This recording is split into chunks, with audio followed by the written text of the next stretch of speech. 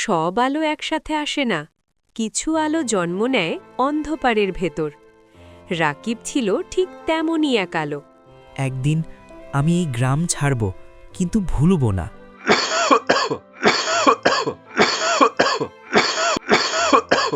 বাবা, আজ স্কুলে যাস না, বাবার ওষুধ আনতে হবে।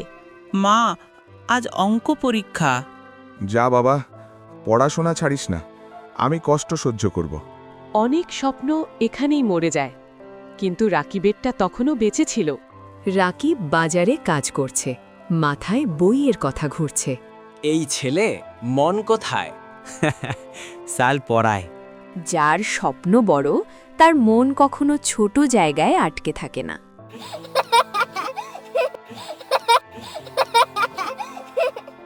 এই ছেঁড়া জামা পরে ক্লাসের প্রথম ছাত্র হবে নাকি? জামা নয়, চেষ্টা মানুষকে বড় করে। এই কথাটা মনে রাখিস সবাই। তোর চোখে আগুন আছে, হারিস না। স্যার, আমি পারব তো? যে প্রশ্ন করে সে পারেই।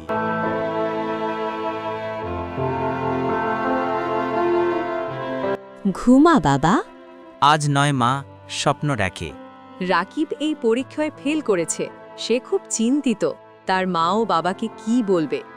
সব শেষ হয়ে গেল। না বাবা, চেষ্টা থামলে শেষ হয়। যে পড়ে যায় সে হারেনি, হারায় সে যে উঠে দাঁড়ায় না। এই পরীক্ষাটা শুধু প্রশ্নের না, জীবনের। রাকিব তার মায়ের কথা শুনে আবার ভালো করে ও মনোযোগ সহকারে পড়া শুরু করল।